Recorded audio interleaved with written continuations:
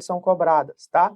Em específico, algumas doenças. Nós focamos essa revisão, essa premonição, sem dúvida nenhuma. Tem mais chance de cair no Revalida para que você avalie esta aula, veja, acompanhe a gente até o final e se dê bem na sua prova, tá certo? Vamos comigo, vamos começar a nossa viagem pelo maravilhoso mundo das doenças glomerulares, tá? Mas, professor, quando que eu penso numa doença glomerular? Olha, se você pensar que o glomérulo ele é uma rede de capilar especializado que, em última análise ali, filtra o que passa do sangue para a urina, quando o glomérulo está doente, quando você tem uma doença glomerular, você vai ter na urina, né, vai aparecer na sua urina coisas que normalmente não aparecem. Essa é a sua primeira grande pista. Quando estamos falando de doença glomerular, nós estamos falando invariavelmente da presença de hematúria ou proteinúria, tá? Ou as duas coisas juntas. Mas é qualquer hematúria? É qualquer sangue na urina? Não, já que o sangue na urina ele pode ter origem em qualquer parte do trato urinário, ele pode ter origem na parte urológica, ele pode ter origem lá na uretra, no final, ele pode ter origem em qualquer parte do trato urinário. Como é que eu sei que esse sangue é do glomérulo? Né? Tem uma maneira para isso, assim como a proteinúria. Ela pode aparecer também por outra etiologia, ela pode ter etiologia no túbulo, né, renal, ela pode ter etiologia na parte urológica, né, no sistema coletor. Então, como é que eu sei que essa proteinúria me chama a atenção para ser do glomérulo, professor? É aqui que a gente vai aprender agora, tá? Sempre quando você vê alguma coisa que fale de hematúria com cilindro hemático ou hematúria com dismorfismo eritrocitário, né? O que é isso? A hemácia, para passar pelo capilar glomerular e entrar no túbulo, ela se contorce, ela se distorce inteira. Então ela fica dismórfica. Tá? Isso é uma grande pista de que ela tem etiologia glomerular. Quanto ao cilindro, quando a hemácia chega no túbulo, ela se liga a uma proteína que tem lá no túbulo que a gente chama de uromodulina, proteína de Tan-Rossel. Isso também é um indicativo enorme de que ela vem de antes do túbulo, de que ela vem lá do glomérulo. Então, viu a hematúria dismórfica, hematúria com cilindro hemático, pensa logo em hematúria glomerular.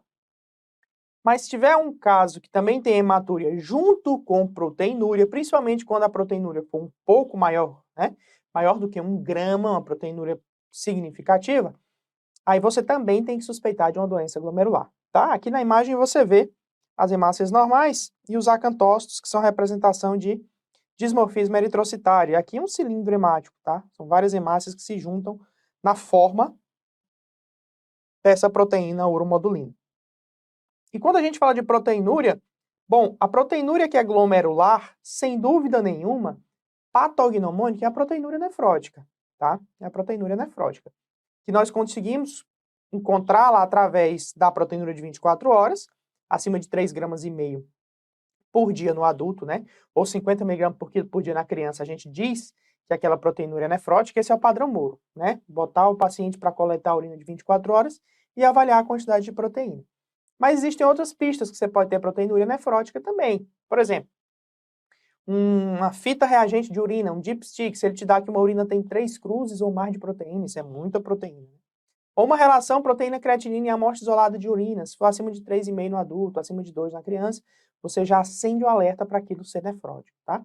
Então, quando aparecer isso, suspeita de doença glomerular, tá? Ah, mas professor, são só as alterações urinárias. Eu tenho algumas outras alterações sistêmicas? Você tem tanto alterações sistêmicas, quanto você tem alterações laboratoriais séricas, muito importantes, que fazem te pensar numa doença glomerular, e aí você junta toda a fita, né? O que pode aparecer nas glomerulopatias? Edema, redução do débito urinário, derrame cavitário, ou seja, derrame pleural, ascite, tá? Hipertensão arterial pode aparecer. Alterações laboratoriais, hipoalbuminemia, consumo de complemento, piora da função renal, e aí o que você vai fazer? Você vai juntar as alterações urinárias, tá? Hematúria, proteinúria, com de repente um edema e uma hipoalbuminemia, ou então com uma hipertensão, consumo de complemento. Você vai juntando todos esses dados e vai tentar colocar as síndromes glomerulares, a doença glomerular, em 5 grandes síndromes, tá? Alteração urinária sintomática, síndrome nefrítica, síndrome nefrótica, glomerulonefrite rapidamente progressiva ou glomerulonefrite crônica. São essas as 5 formas que uma doença glomerular pode se apresentar para você. Mas, para o Revalida, a gente tem 2 principais. A síndrome nefrítica e a síndrome nefrótica, e representações específicas dessas síndromes nas doenças mais cobradas, e é nelas que nós vamos passear a partir de agora. Quando eu falo da síndrome nefrítica, eu estou falando de uma inflamação no glomérulo. O glomérulo, ele é visitado por células inflamatórias, normalmente é um mecanismo imune por trás, e isso causa uma inflamação local. Bom, inflamação leva à hematúria. O hallmark, né, a grande marca da síndrome nefrítica é, sem dúvida, a hematúria de etiologia glomerular. Junto da hematúria, nós vamos ter dois sinais absurdamente importantes no paciente, a hipertensão e o edema. Juntou hematúria glomerular, hipertensão e edema, a gente tem a síndrome nefrítica, que tem o seu principal representante, tem como seu principal representante a glomerulonefrite pós-estreptocócica, a clássica GNPE, tá? Também, às vezes, é encontrada como glomerulonefrite difusa aguda ou glomerulonefrite pós-infecciosa, mas é a principal etiologia da síndrome nefrítica, sem dúvida. E é uma doença que acomete principalmente a faixa etária pediátrica, tá? E principalmente nos países em desenvolvimento, e eu vou te explicar por quê. Ela é uma consequência imunológica de uma doença bacteriana. A criança pega uma infecção de pele ou de garganta, e aí, semanas depois, ela desenvolve um quadro de nefrite, tá? Edema, hematúria glomerular, hipertensão.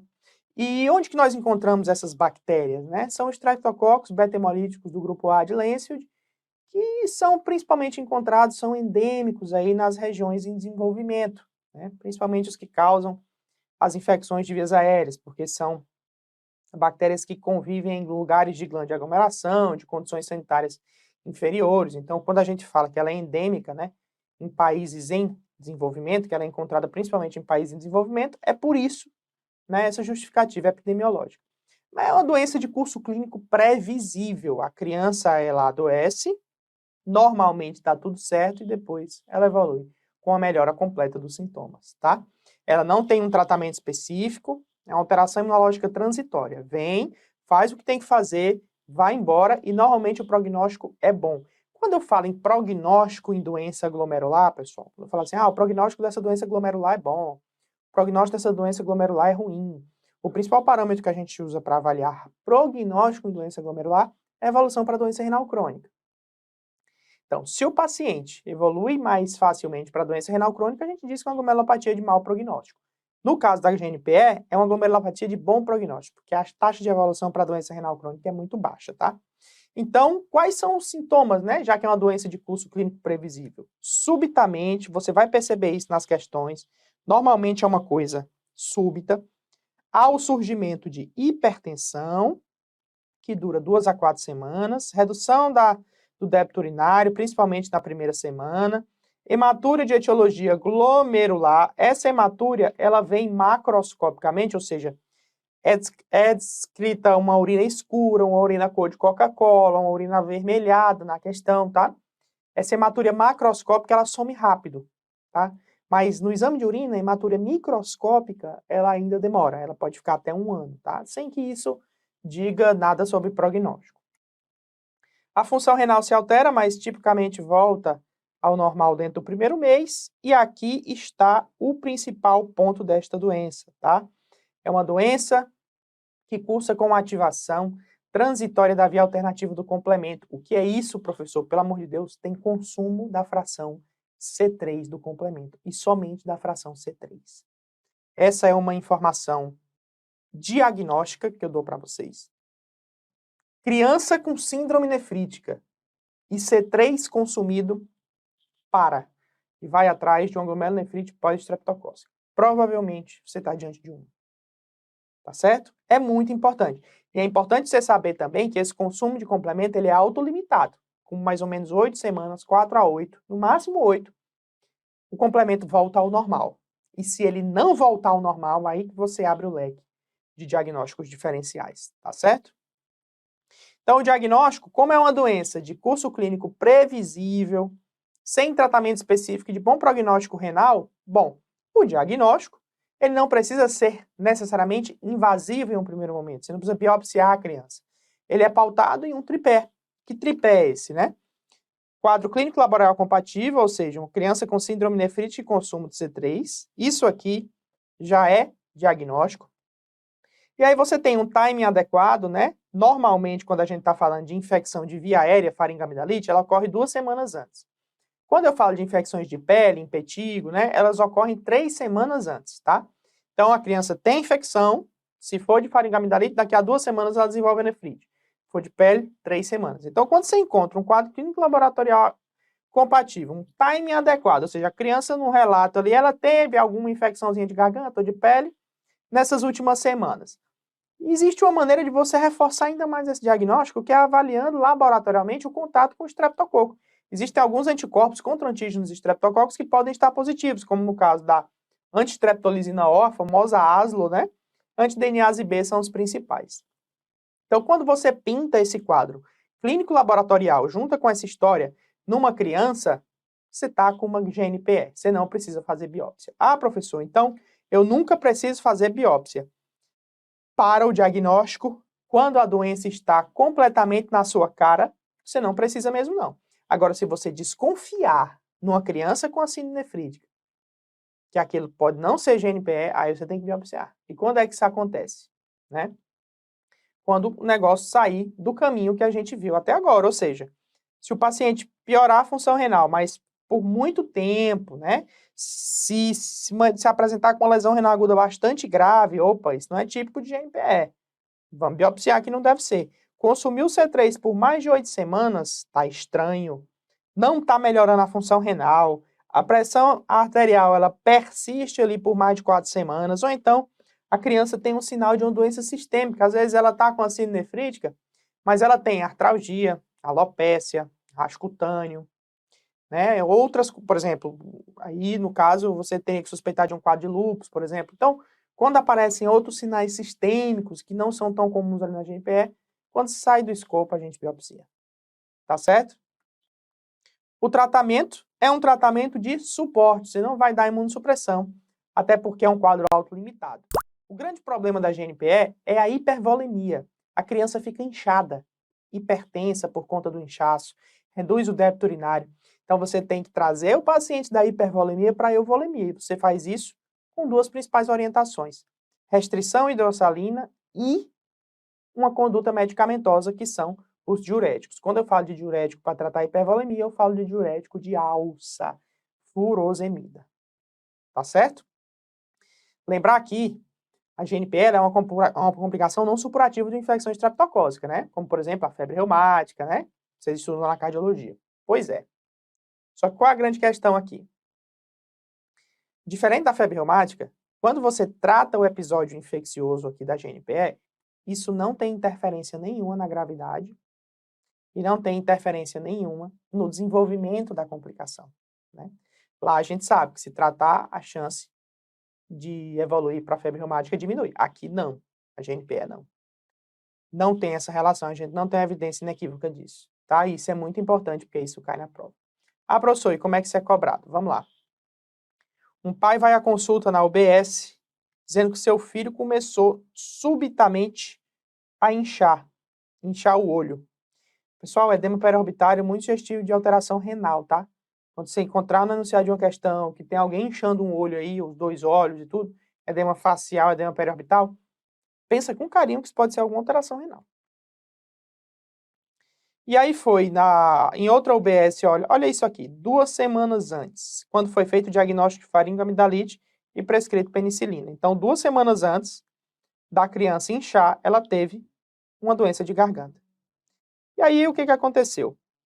Nos últimos 3 dias, começou a reduzir o débito urinário, a urina escureceu, 11/8 de PA numa criança de 4 anos não é uma PA normal, essa criança está hipertensa.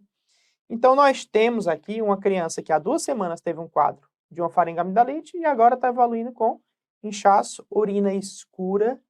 A gente pode sempre interpretar como hematúria nesses casos, principalmente quando a gente fala da população pediátrica e quando a gente está suspeitando de alguma glomerulopatia, tá?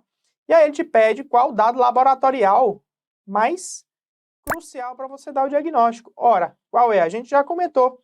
C3 baixo, né, meu amigo? Porque elevação de ureia e creatinina, qualquer lesão renal aguda dá. Seja ela glomerular, seja ela de qualquer etiologia. Então, não é isso aqui que vai te fazer suspeitar daquela etiologia específica. ASLO elevada, essa alternativa é complicada, porque ela é um bom marcador de contato com o estreptococo, mas a ASLO não bate o martelo, tá? As crianças elas podem ter contato com o estreptococo, não desenvolver a doença ou desenvolver outra doença e ter aslo positiva, por exemplo. Ela não bate o martelo para o desenvolvimento da doença. O que é principal é, sem dúvida, o consumo de C3. O consumo de C3, ele atesta o caráter imunológico da doença.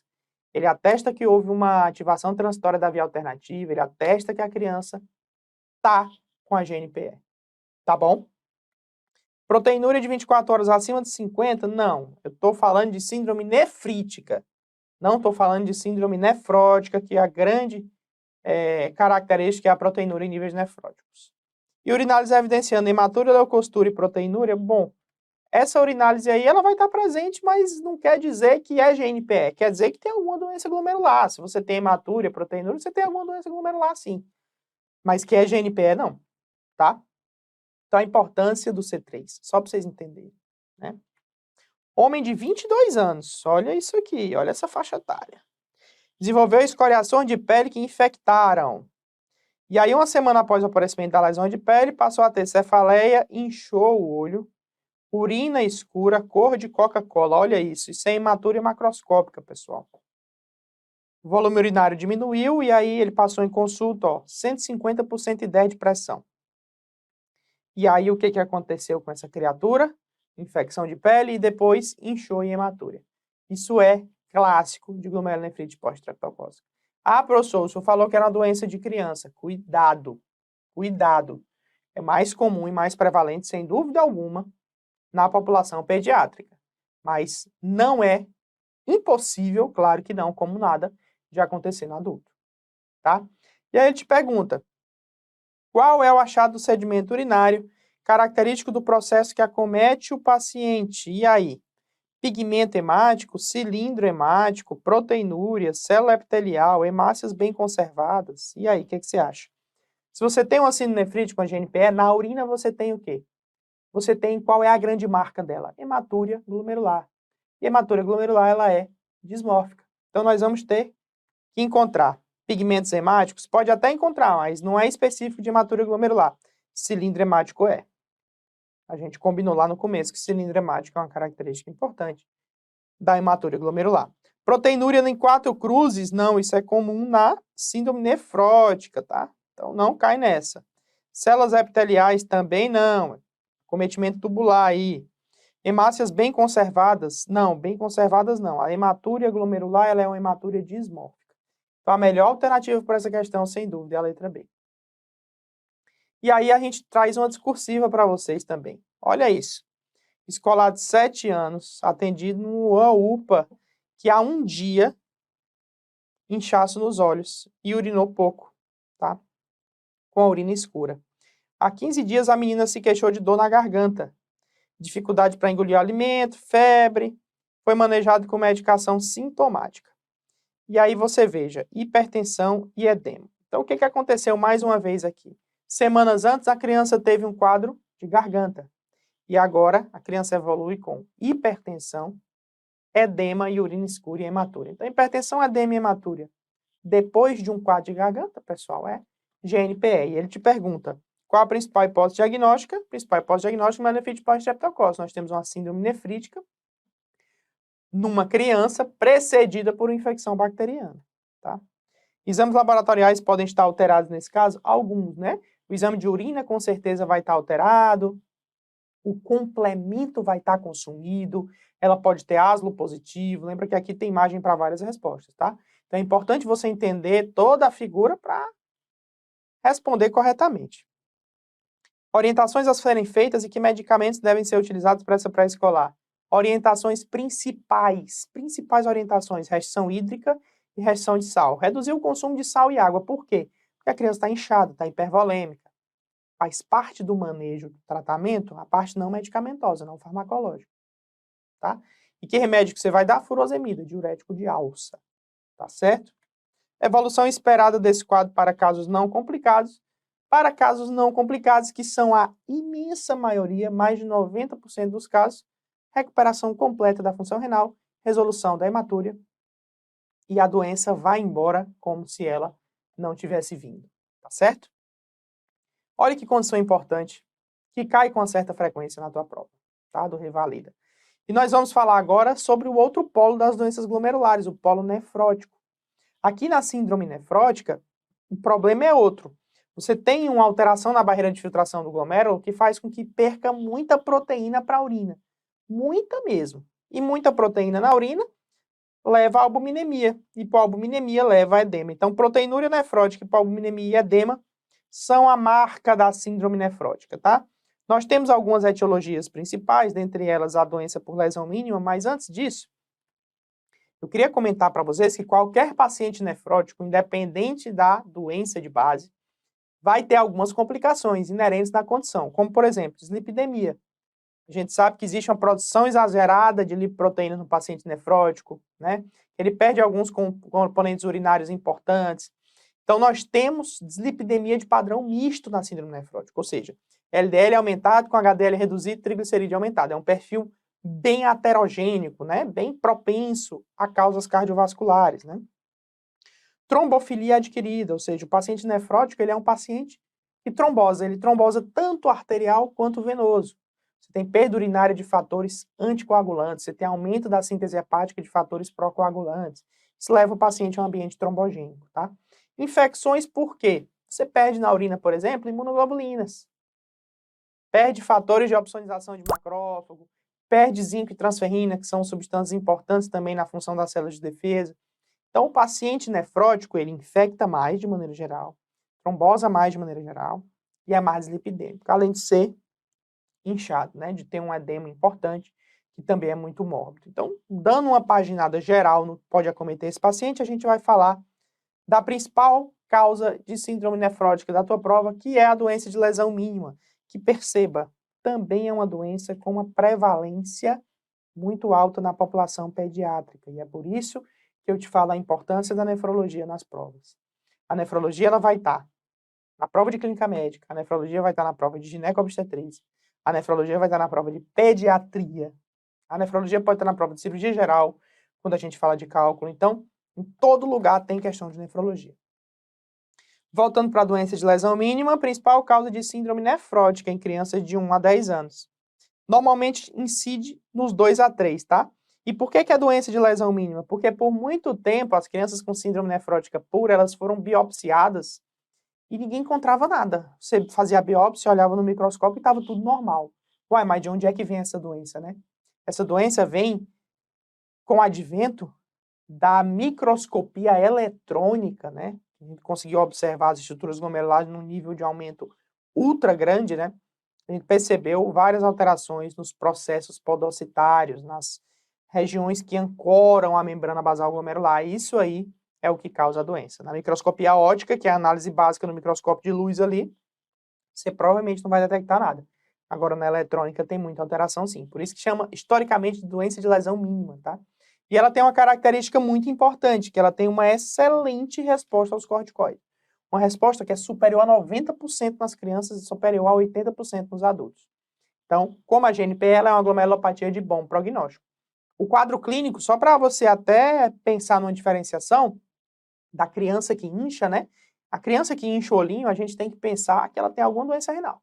E aí você vai, síndrome nefrítica, síndrome nefrótica. Aqui na nefrótica é um pouco diferente. A pressão não está alta, a pressão está normal. O inchaço ele é mais insidioso, percebe? Ó. Ele demora mais para acontecer, tá? Não é tão brusco, tão súbito como é, por exemplo, o inchaço do paciente com síndrome nefrítica, tá? A pressão está normal. Então, percebe essas nuances, tá? E aí você vai perceber também as alterações laboratoriais, o colesterol alto, a proteinúria aumentada, tá? Mas é um quadro clínico mais lento.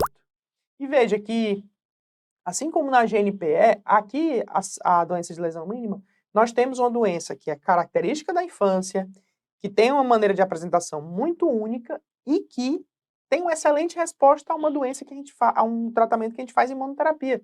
Então, se você for ver, a biópsia renal também não é necessária para o diagnóstico inicial da doença de lesão mínima. Porque são fatores que você consegue tranquilamente contornar ali com um tratamento simples. Então, você só vai biopsiar uma paciente com suspeita de lesão mínima, uma criança com suspeita de lesão mínima, da mesma forma, se você achar que é outro diagnóstico. Então, se passar da idade ou for numa criança muito pequenininha. Se consumir complemento, lesão mínima não é para consumir complemento. Não é para dar hipertensão, não é para piorar muito a função renal, não é para ter hematúria macroscópica, é para responder bem ao corticoide. Então, aprende o espectro da doença, o normal. Se sair da evolução padrão, aí a biópsia está indicada, tá? E da mesma forma da GNPS, se tiver sinais de doença sistêmica, né? Artralgia. Na biópsia, quando ela era feita, a microscopia eletrônica não achava nada, e a microscopia óptica não achava nada, e a eletrônica achava uma fusão dos processos podostáticos. Por isso que essa doença ela é chamada historicamente de doença de lesão mínima, tá? O tratamento dela a gente faz com corticoide, prednisona e imunoterapia. 4 a 6 semanas. Crianças respondem muito bem, adultos respondem muito bem. Professor, quando você fala responde, você quer dizer o quê? A proteinúria de 24 horas melhora, some, tá? Remite, muito bem. O inchaço some, tá? Os níveis de colesterol da criança voltam para o normal. Então, todas as alterações que você viu que eram causadas pela doença, elas somem. Isso é ter bom prognóstico. E a função renal se mantém preservada. Como que isso é cobrado na tua prova? Menino de 8 anos chegou na pediatria com urina espumosa. Pessoal, urina espumosa é clássico do enunciado querendo te dizer que aquele paciente está com proteinúria alta, com proteinúria em níveis nefróticos, tá? Urina espumosa é um clássico. Então, apareceu urina espumosa, já acende ali um alerta. Deve ser proteinúria em níveis nefróticos. E edema iniciado há 7 dias, você vê que é uma coisa mais paulatina, né? A pressão arterial tá ok. E no exame de urina, quando você percebe, não tem hemácia, não tem leucócito, é bem pouquinho, mas a proteinúria, ó.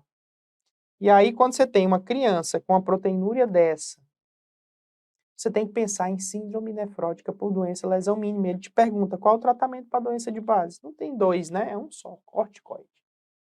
Tá certo? Então, as questões são diretas. Diretas. Olha essa aqui também. Pré-escolar de 3 anos, chegou na emergência com edema e oligúria. E aí a pressão, ó, 8/6, você vê que você não encontra aquelas pressões aumentadas. Você encontra no paciente nefrítico, né? Não encontra isso. E no exame de urina, 3 cruzes em 4 de proteinúria. E aí ele te pergunta de novo, tratamento medicamentoso indicado. Isso cai muito, pessoal, cai muito. Você não pode ir sua prova do Revalide sem saber disso. Essas 2 doenças, proibido, tá? E aí, qual é o tratamento medicamentoso mais adequado? A gente já viu que é o corticoide, né? Eu queria te agradecer por ter ficado comigo até aqui. Eu acho que essa aula é fundamental para a gente relembrar 2 assuntos que despencam na prova do Revalida, tá? Se você precisar de alguma coisa, sabe nos encontrar.